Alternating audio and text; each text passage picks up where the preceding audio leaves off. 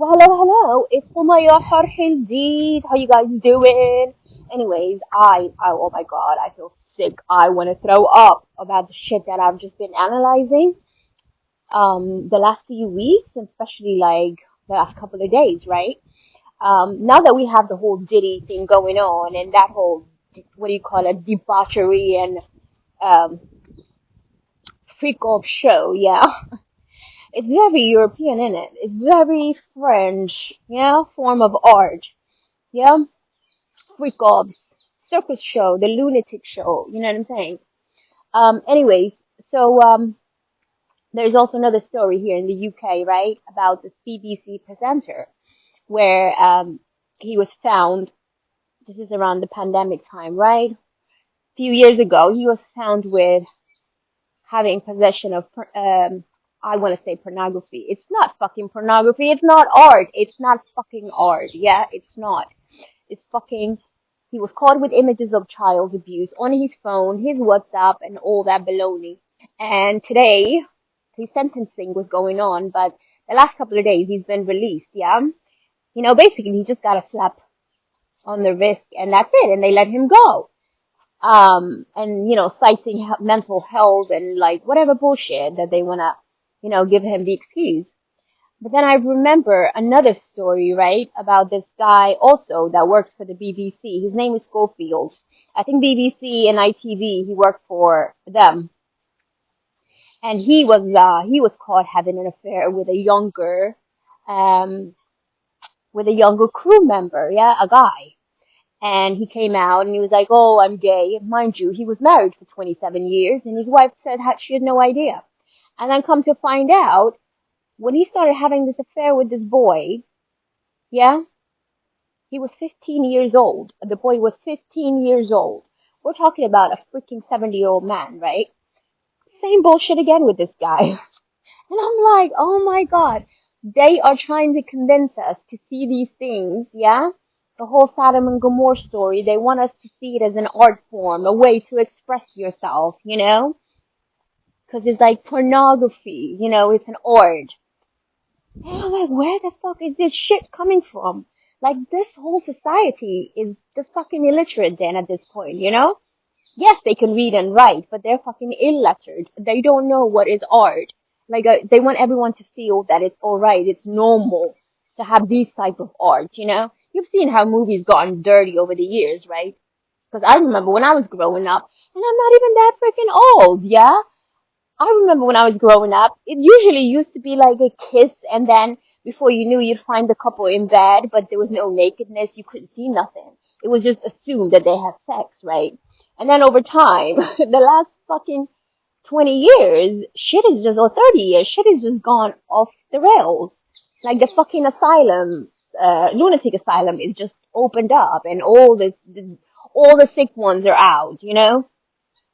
And I'm thinking, what do they want people to be like? Because we've already accepted it for the most part, right? For these things to just continue on, that it's normal for someone to be abused, and then they eventually start abusing as well. Because when you start sexually abusing people, you're gonna morally kill them, and that's the whole point, so that the perpetual cycle continues on, right? The snake that's biting his own tail. So that is fucking illiteracy. That is fucking being illiterate, not understanding how people are being groomed to this bullshit and pretending it's a type of art. It's not. It's disgusting. And a society is not going to continue on thriving if it accepts this type of bullshit as art. Anyways, let me just catch you guys up where these disgusting sadism came from, right? So I came across this character, right? I didn't even know such thing existed years ago, right? On a YouTube video where this guy did a thorough documentary about who this character was, right? And apparently in the French National Museum, he's like, his stuff is basically or French art culture, yeah, is seen as part of a French cultural icon, yeah. And they have his nasty ass book called 120 Days of Sodom, in there on display. So this guy, his name, yeah, and the thing is, I bring this story up because there's another story, yeah, after these guys' story, there's another story, right, that is about this woman. Her name is whatchamacallit. What's her name? Gazelle, yeah, which also is the same name as Ghislaine. Her name is Ghislaine, and she is from this town called Maison or Nisan, which means the scale, yeah, balance. Anyways, it's like a small French town in southern France, and apparently she's in the news as well now. She and her husband, apparently her husband drugged her. They said one night in this small town, drugged her one night, yeah, and then invited 50 men from the community to have their turns with her. And she said she'd never known anything had happened, yeah? And later on, she found out on the internet that it was her husband who organized this whole thing. And he's been sentenced, right?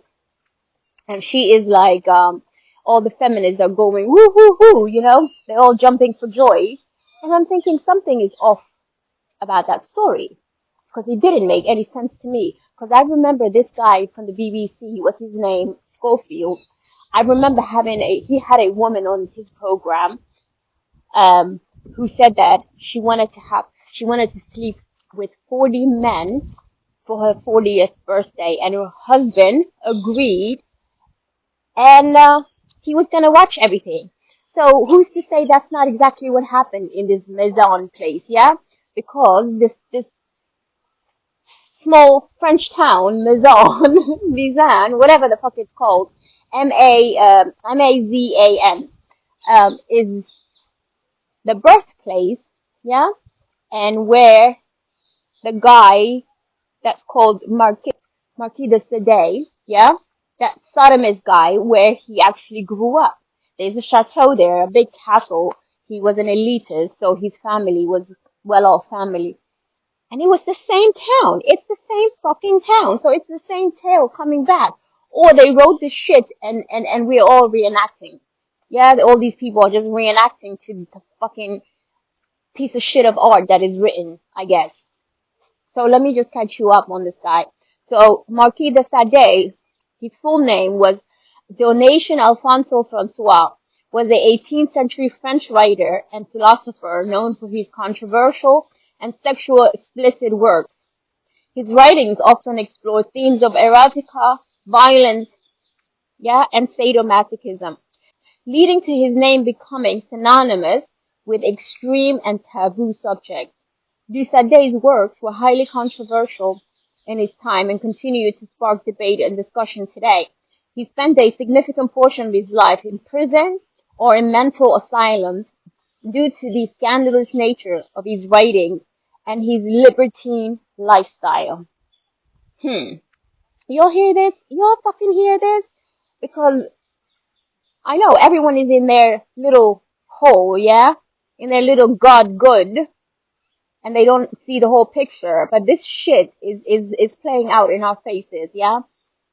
These things that they're calling art, these shit they've written a couple of 100 years ago, and they're just putting them to practice now.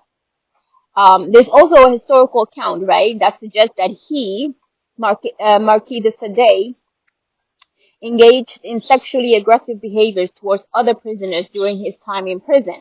Like, and there's also an alleged incident where he assaulted the writer and philosopher, a guy named Gerald de Nerval. So all of these, your freaking French revolutionaries, yeah, this is what they were up to. But anyways, he's from that area. He's from this area where this woman apparently is claiming that her husband raped her. But like I said, there's a similar story with the Schofield guy on BBC where she said she wants to have sex with 40 men on her 30th birthday, and her husband agreed. And it's like these women, they're sick women that are playing these games with these sick ass men as well. Do you understand what I'm saying? So Anyways, I'm just fucking disgusted and grossed out. Bye.